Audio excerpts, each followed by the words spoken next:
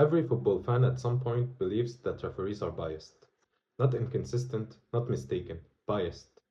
Biased against their team, biased for big teams, biased for the home team, biased for certain players. And what's interesting is that this belief exists in every country, in every league, and in every level of football.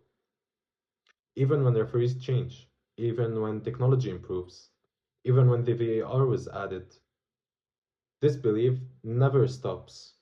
I'm a referee, and in this video, I'm going to explain why fans are convinced that referees are biased, even when there's no evidence to support that. Not to defend referees, but to explain why this is a never ending argument. When fans say a referee is biased, they usually don't mean that the referee woke up and decided to help one team. What they mean is that the referee's decisions keep hurting them. That feeling builds over a match. One foul not given, then another soft one given to the other team, then a yellow card that can feel harsh. None of those moments alone prove bias, but stacked together, they create a narrative. And once that narrative forms, every decision is filtered through it. The referee doesn't just make decisions anymore, they confirm what the fans already believe. Football is uniquely designed to create frustration with officials. First, the scoreline is low. One decision can directly influence the score, for example, one penalty or one red card. Second, the laws are subjective. Words like careless, reckless, or excessive force leave room for interpretation. Third, fans are emotionally invested. You don't watch football neutrally. You watch it hoping a team wins. So when something goes wrong, your brain looks for intent, not randomness. Bias feels more satisfying than just saying football is messy.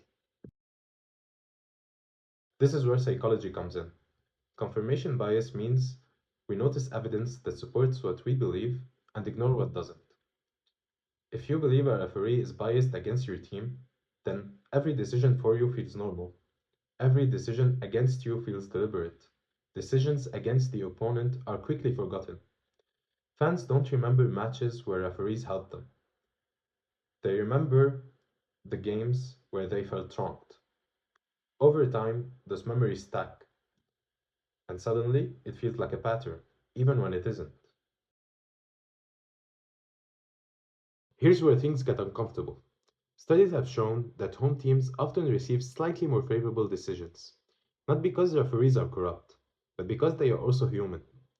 Big crowds influences perception. Pressure affects hesitation. When 50,000 people react, it registers subconsciously. This isn't bias in the moral sense, it's human sensory overload. Referees are trained to resist it, but no one is immune 100% of the time. The difference is usually very small, but fans experience it as massive. Fans often say big teams get more decisions. Sometimes they do, but not for the reason people think. Big teams attack more, they dominate possession, they spend more time in the opponent's half.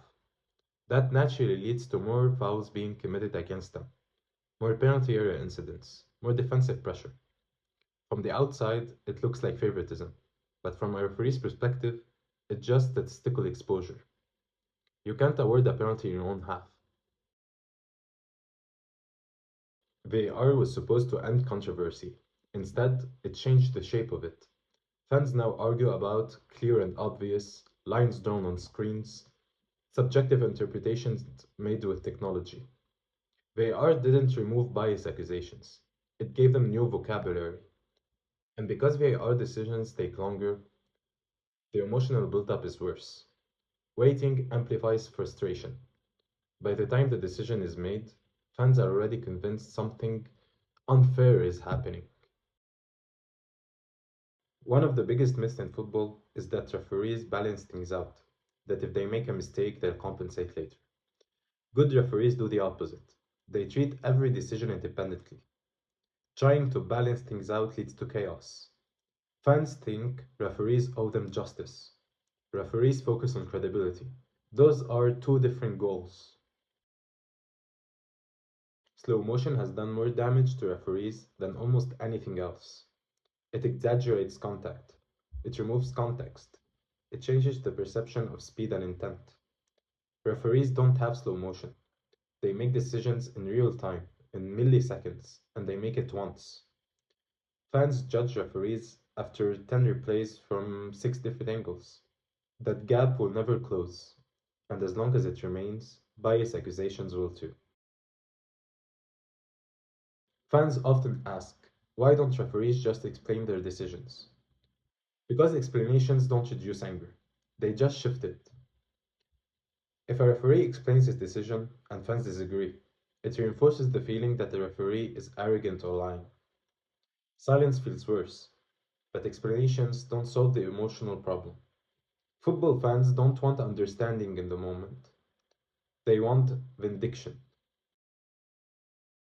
Here's the hottest truth: even if referees were perfectly neutral, perfectly consistent, and perfectly accurate, fans would still believe they are biased. Because bias accusations are not about referees, they are about protecting emotional investment. Blaming a referee feels easier than accepting your team lost. Bias accusations are a coping mechanism. Football needs villains. It can't function emotionally without them. Referees are the easiest target because they don't fight back, they don't explain themselves, and they don't belong to either side. As long as football exists, bias accusations will too. It doesn't mean that referees are perfect. It just means that the role itself absorbs frustration so the game can continue. So the next time you feel like a referee is biased, pause for a second. Ask yourself, is this decision unfair or does it just hurt? You don't have to like referees, you don't have to agree with them, but understanding why bias accusations exist might help make football less exhausting to watch and a little more honest.